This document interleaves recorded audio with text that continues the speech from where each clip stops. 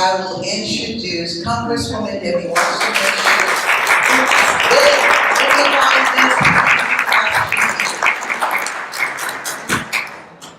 There are a few things that have happened since we were last together in the town. Because what you helped us accomplish in Broward County in the last election, even though we came up short and it was a partially heartbreaking result, losing Andrew Gillum and Bill Nelson, we had the highest voter turnout in history for a midterm in Broward County. And that was in no small part due to the efforts of the Haitian American Democratic Club and the Haitian American community to make sure in Broward County that we had the kind of turnout and that people understood what was at stake. So congratulations to all.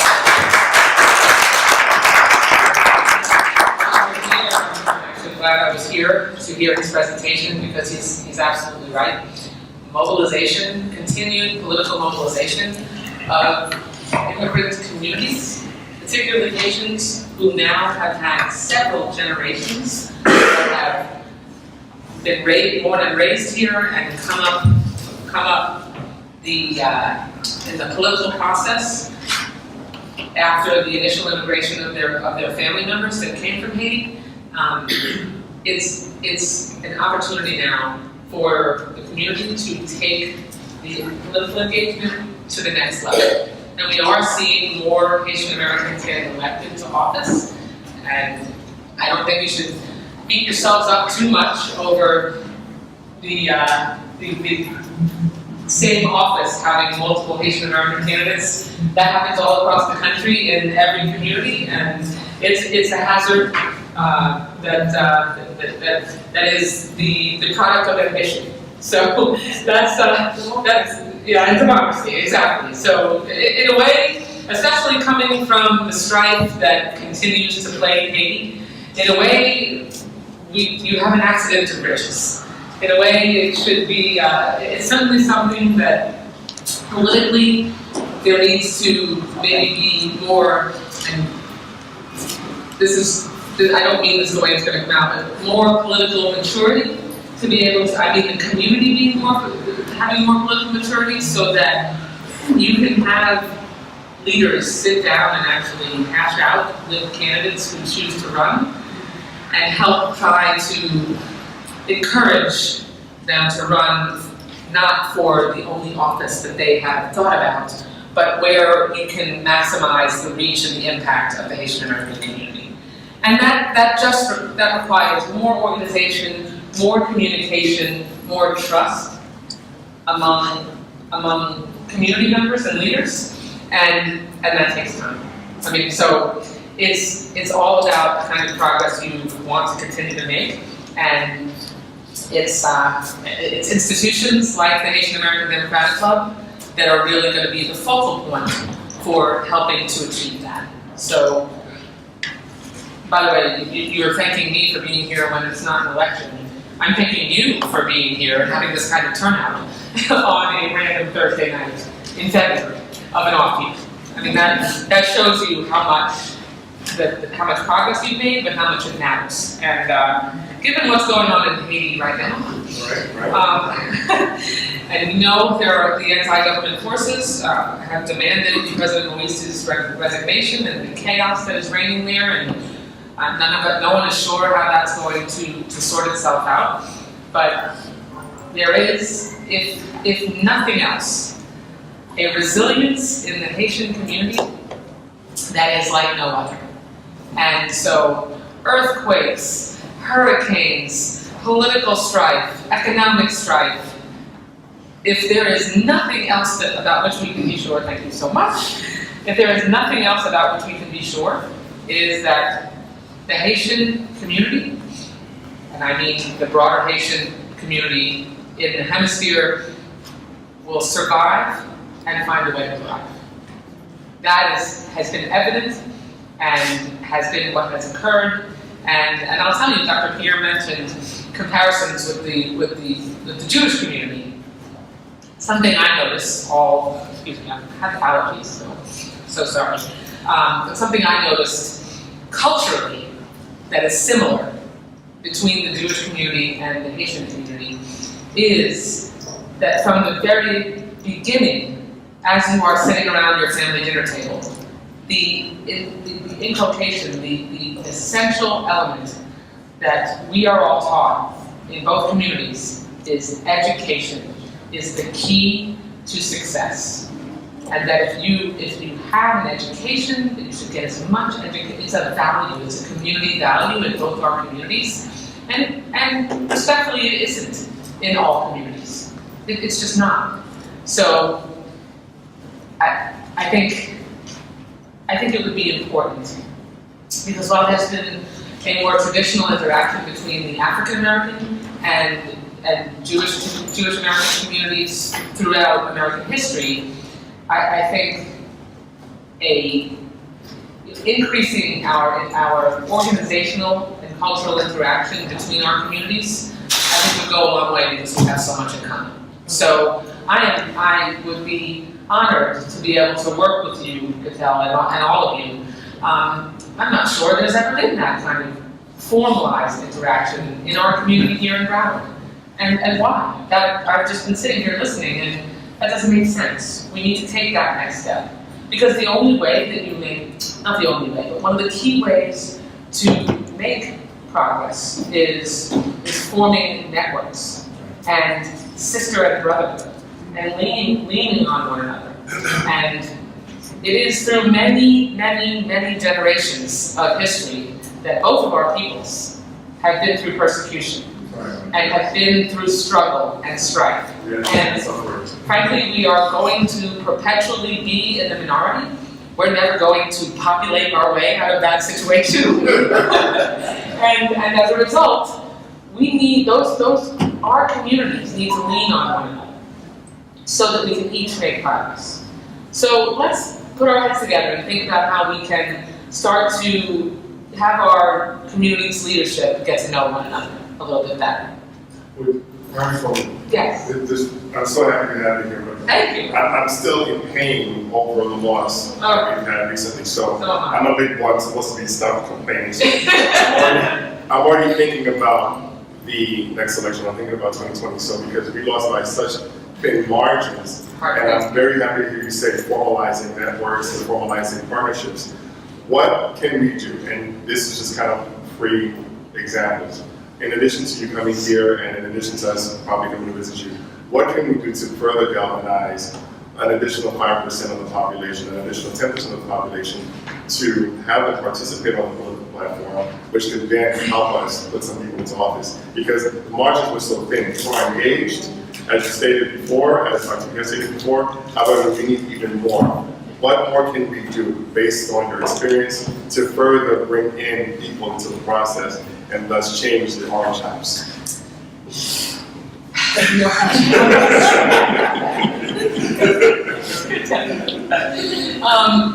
I wish I had a magic answer, and so I mean, I'm a politician and I'm supposed to just spit out an answer that is easy and simple. If it were easy and simple, then we would have already won several elections overwhelmingly because we would have figured it out. We should celebrate the tremendous progress we made in the turnout in the midterm. And we were below 45 in 2014. Below 45% of the vote in this county. We had, I think it might have been 41. We were among the lowest turnout. Harrison is my date guy, but I want to say 44. yeah, 40, something like that. It was pathetic, horrible, shameful. And now we were at least 68 years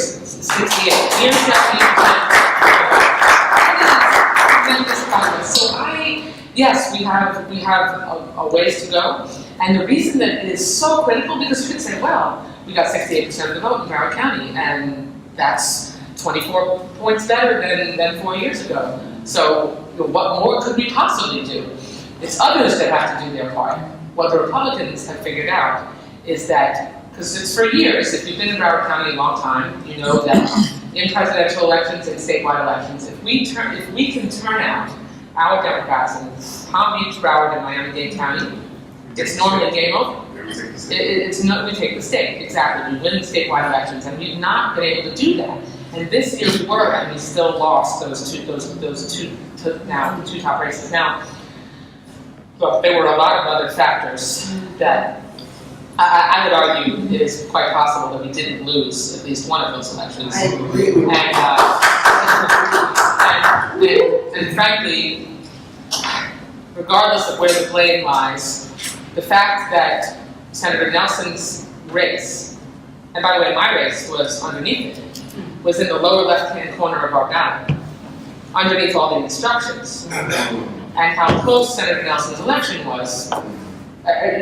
It cost at least, if not more, than the number of votes that he lost by. So making sure that we don't make easy avoidable mistakes like that, that needs to be job one. Like whoever is responsible, and I'm not sure who in the party is responsible for reviewing those ballots and signing off on them, but there is someone. I can't recall whether it's the county or the state. I'm pretty sure it's the state party. Looking at you, Harrison. I'm pretty sure it's the state party. So being careful about that is critical, because we can't be losing elections over non-electoral related issues. Yeah. I mean, we're defeating ourselves in that case.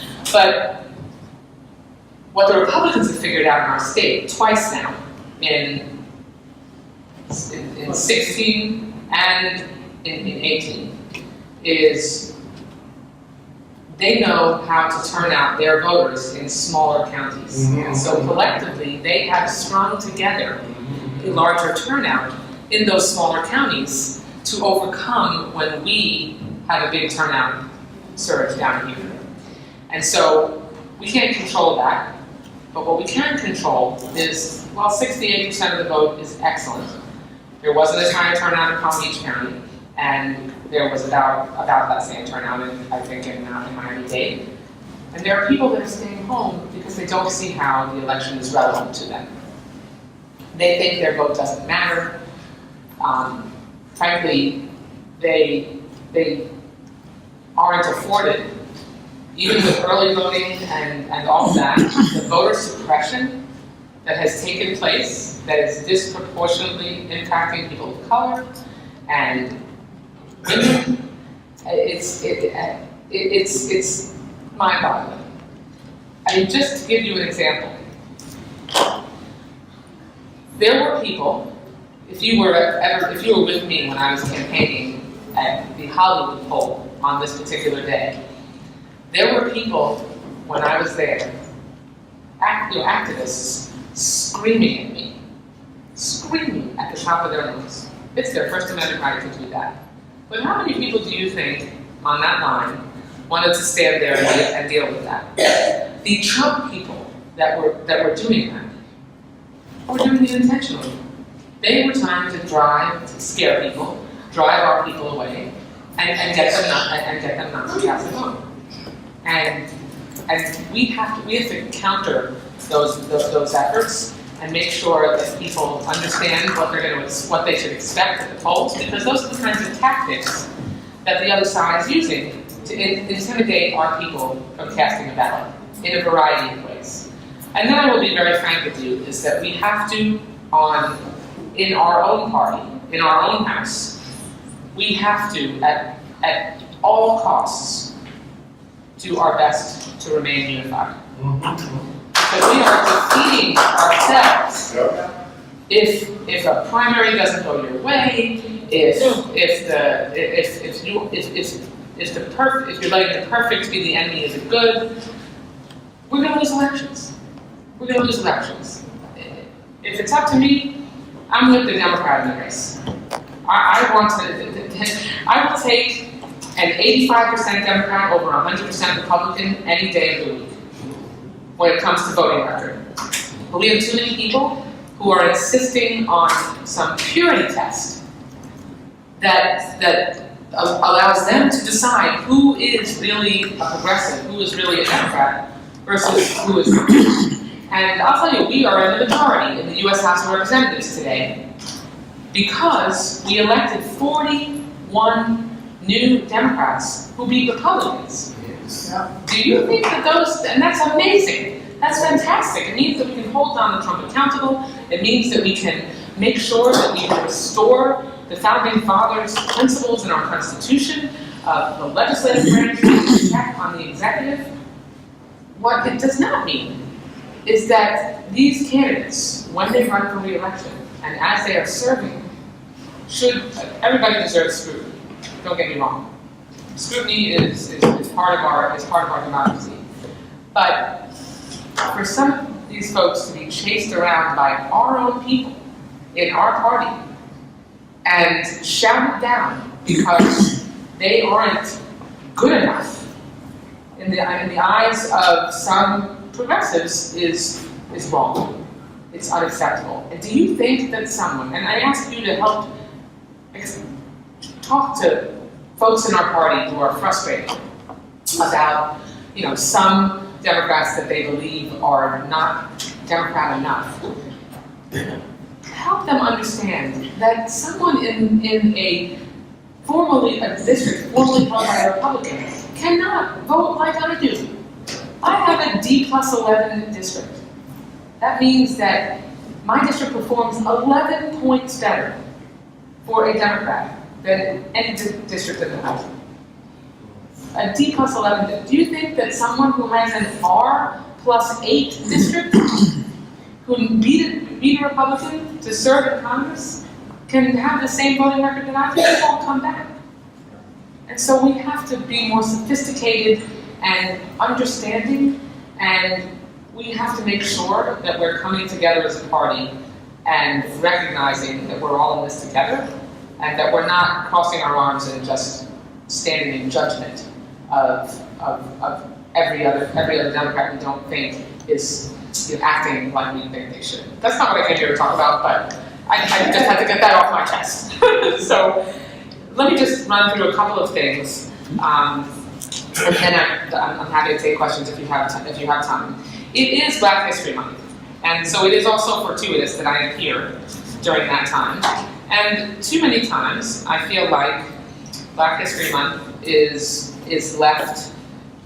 people are left with the impression that it is only African Americans that are part of Black History Month. Caribbean Americans are also honored during Black History Month, and so I just I jotted down a few thoughts, because too often we have remarkable, unacknowledged achievements in the Caribbean American and African American community, and the contributions that elevate all of us in our nation's political, economic, and social character that are not recognized.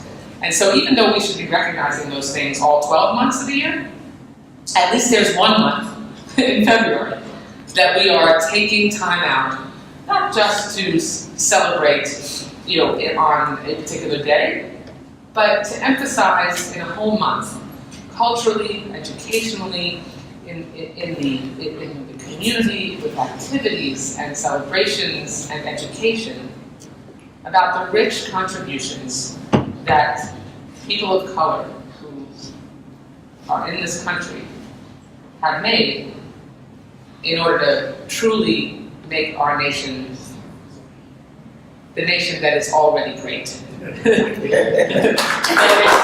Decades of the 20th century, you had African American migration from the South to the Northeast, Midwest, and the West. You have Caribbean U.S. cities, as Dr. Pierre mentioned, like those here in South Florida, where we now have a much more diverse population, and the emergence of Black industrial workers, entrepreneurs, educators, artists, religious, cultural, and social movement leaders.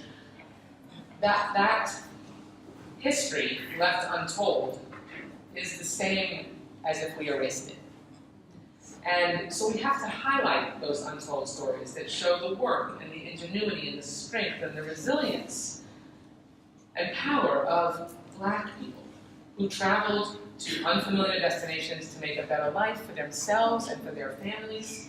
And so what I did this Black History Month was I issued a statement to salute my friend, some of you may know him, Dr. J.P. Austin, who, as many of you know, left Haiti at the age of 9 years old. That is who I chose to honor during Black History Month, publicly honor. And he moved to Queens, New York. Queens is in the house, Forest Hills girl here. And he to join his exiled parents when he was 9 years old. He went on to attend New York University, where he majored in economics. Upon graduation, he attended med school at State University of New York Medical Center in Brooklyn. He is currently the chief of radiation oncology with the Miami VA healthcare system. Now, let me just tell you about the selflessness of this man. So, he could work anywhere. He is an extremely accomplished radiologist, and he left his private practice to go and be the chief of radiation oncology at the VA, because he knew that our veterans in our nation needed top quality health care. And not only when did he do that, but then I was able to help him cut the ribbon when they received this. But he led the charge to unveil and bring to the Miami VA, it's one of the few VAs in the country that have this technology, a state-of-the-art radiotherapy system at the hospital that now allows veterans to get powerful cancer treatments with pinpoint accuracy, and there are very few of those devices in the entire country. And so I just wanted to share a little bit about Dr. Austin's story with you, because he is truly a remarkable individual, and just someone that's an example of what we've been talking about here this evening, about what is possible with opportunity and education and nurturing and community. So with that, I'm happy to take your questions. And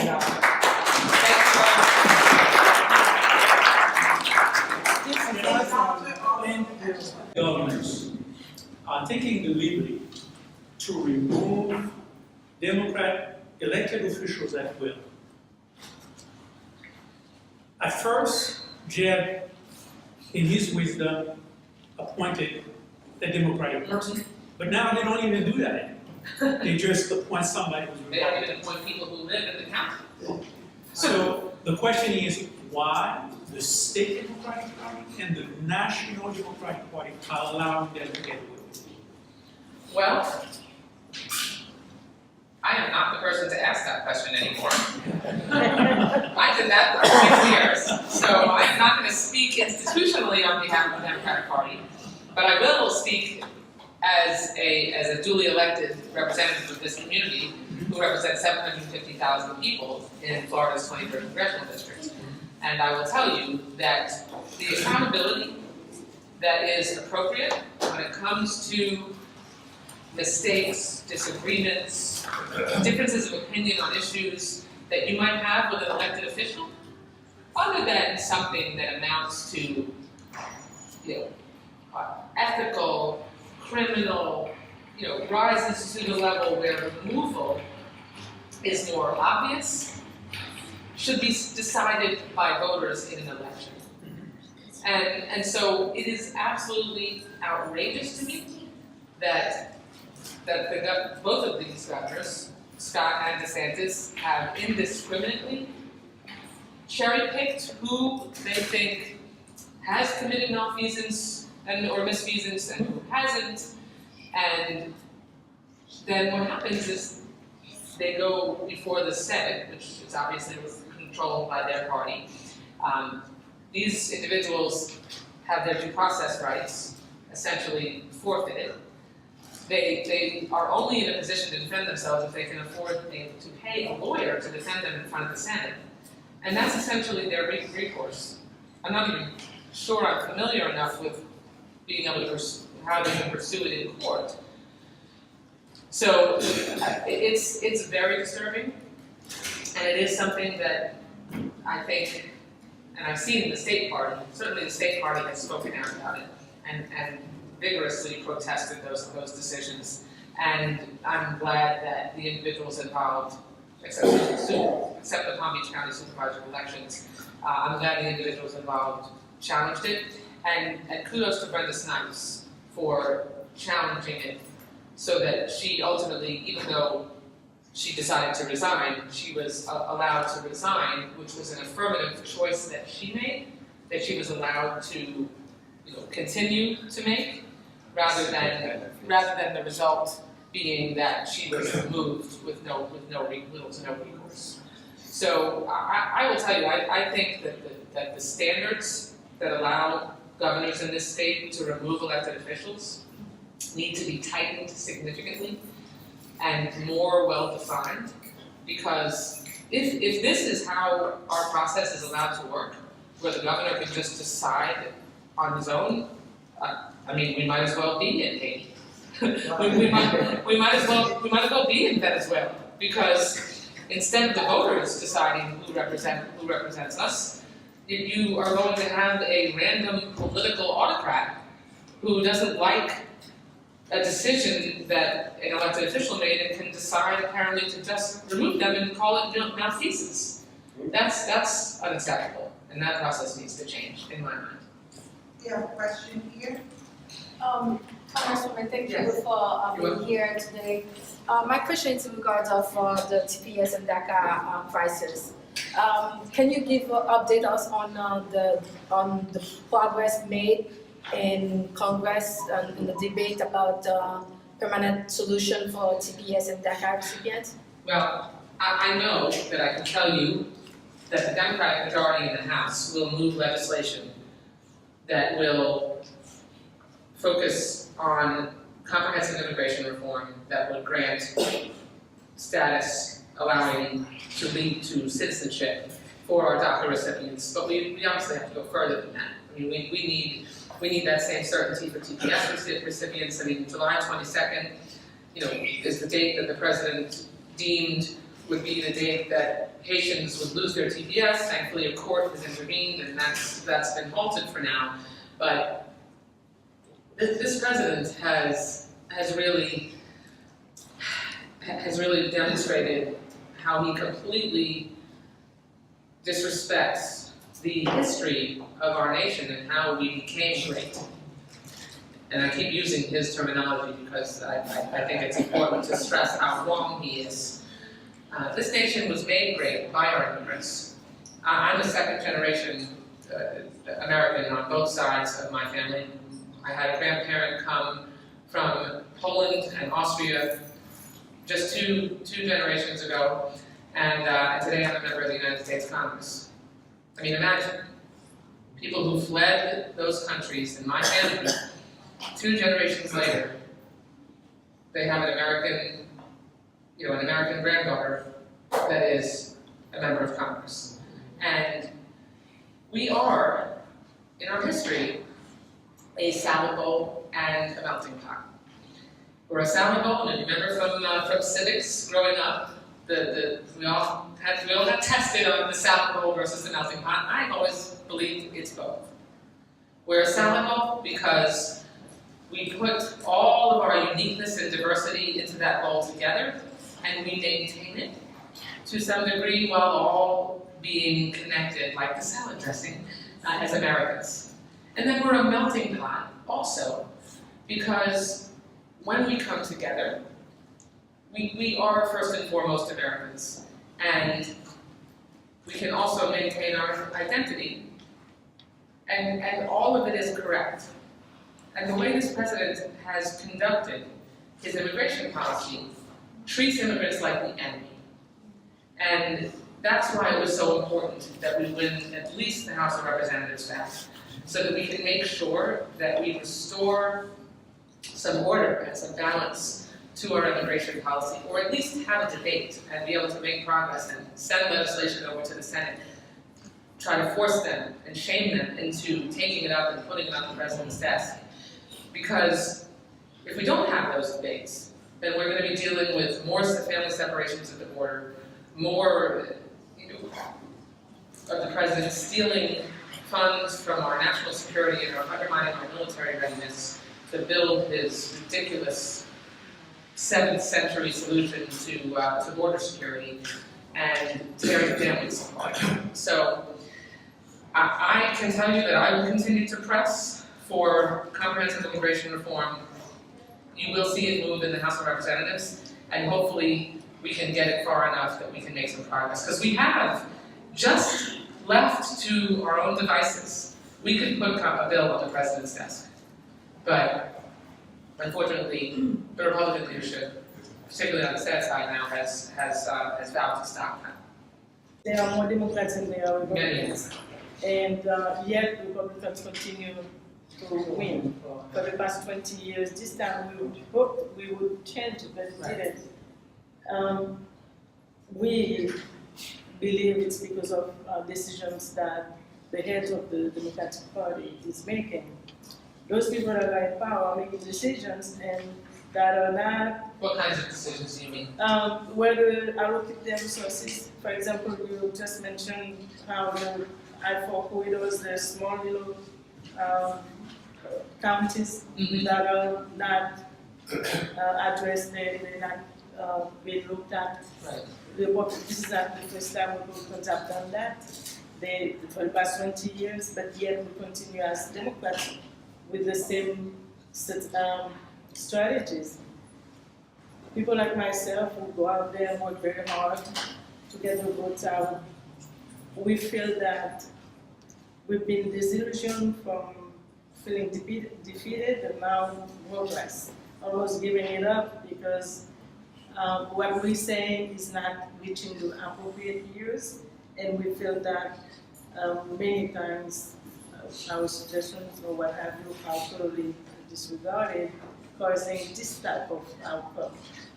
I know this is not your business, but yet I'm bringing it to you, hoping one day you'll be in a room. I still have a voice. You remember that I sit down and other people feel the same way. I can say me and some people are blaming the Democratic Party of the state of Florida for what happened just this 2018 elections. People are screaming bloody murder, they need to change, get rid of them, they haven't done what they were supposed to do, we need to stop that. And most millennials and myself, even though I'm not there, I'm really past that generation. But yes, that's the thing, this is the feeling that's out there now, that's the sentiment. How do we overcome that? We are playing right into the Republicans' hands. If what we spend our time doing in the aftermath of this election here in Florida is fighting one another, instead of gearing up and getting organized and taking a good hard look at what it is that caused us to lose by so little, and then taking the steps that we can to try to make up that gap. We have to go re-earn all of those votes again. And if all voters are doing is watching us point fingers at each other and fight one another, then we won't have earned their support again. So I think it's important for us to be constructive. And, you could easily say, each time a party loses, that you should just sweep them all out. I don't know what the right answer is about whether or not the current leadership of the party, should or should not leave. The fact is, politics is the art of the possible. I mean, that's just reality, and we could spend a lot of time arguing over whether or not the current leadership of our local party or state party should or should not remain. The fact is the way the process works, their terms are not up until 2020.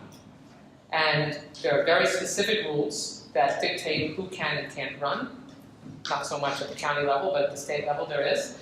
And so let's deal with what we can change and make sure that we can make as much change as possible so that we can make more progress together.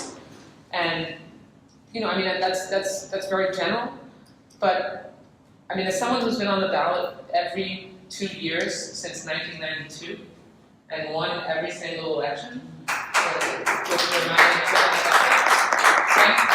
so many of you, the reason that happens is because I don't cry over spilled milk. I don't say shoulda, woulda, coulda. I roll up my sleeves, or I don't wear them, so I don't waste my time. And we go out and we get the job done. We figure it out. We recruit the volunteers, and we try to motivate people, and we talk about our message, and we go door to door, and we show people that we deserve their support. And then we also make sure that we aren't getting cheated or run over. And so that voter suppression. Because I'll go back to, I'm not a conspiracy theorist. I'm not someone that sees, bugaboos around every corner. But we cannot let the process decide who is going to represent us. We have to make sure voters are deciding who represents us. So we've got a new supervisor of elections that was appointed, not elected. He's not from this county, and we didn't choose him. And we have to make sure we're holding his feet to the fire on things like this. For example, one of the things that Brenda did in the 2012 election, I sat down and talked with her about this, and we were able to work out a process so that you could drop off your absentee ballots at not just the downtown location, but at key locations around the county. And then she eventually expanded that.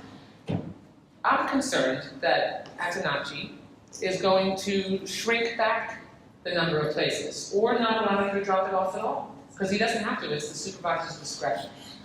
So we have to be watchful over those things, and we have to make sure that our party leadership is on top of the process. He has an option to not have 2 full weeks with 3 Sundays of early voting leading up to the general election. I mean, I don't want to suggest that he has sinister intent, but this is Rick Scott's fixer, and he's been sent in to fix things many times on Rick Scott's behalf, and Rick Scott is no friend of a fair fight when it comes to an election.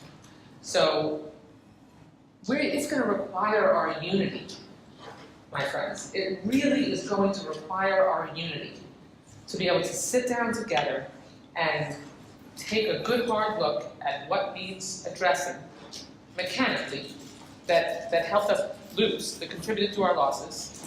And we're going to need that unity to put the kind of numbers up in 2020 that Broward has the ability to, we just proved we could, and make sure that the state party starts addressing some of these smaller county turnouts where we have to close the margin there and not get beat badly in those smaller counties, so that they don't string together the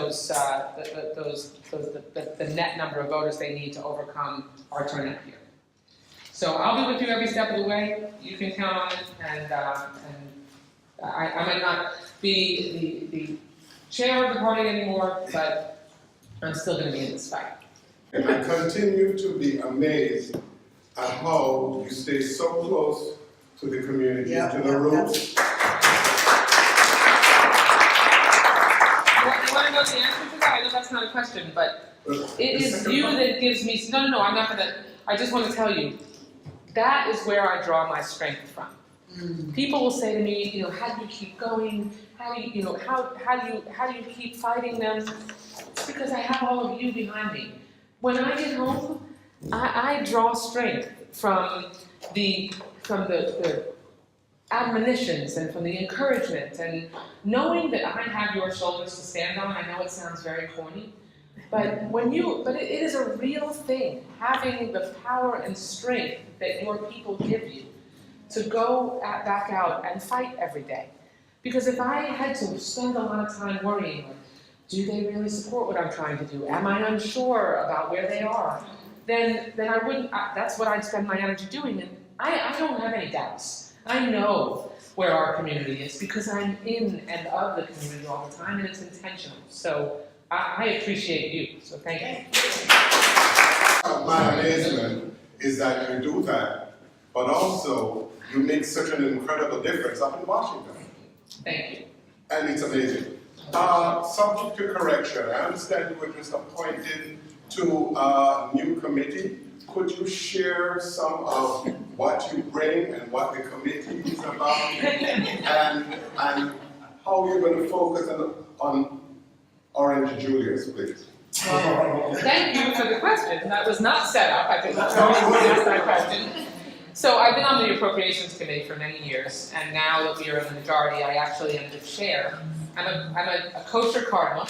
I'm the chair of the Appropriations Subcommittee on Military Construction and all budget review. So all the funding for our veterans. But that I'm sure is not what you were asking about. Elijah Cummings, who is the chair now of the Oversight and Reform Committee, which is that committee that the Republicans used to bash Obama for 8 years. That's our oversight committee that allows us to hold hearings so that we can hold the administration accountable. Chairman Cummings recruited me to join him on the oversight committee in this Congress, and so I am now a member of the oversight committee and will be in a position next week to question Michael Cohen when he comes before the committee on Wednesday. Also known as Sweet Justice. So we'll have many opportunities. We have already held a hearing on the high cost of prescription drugs.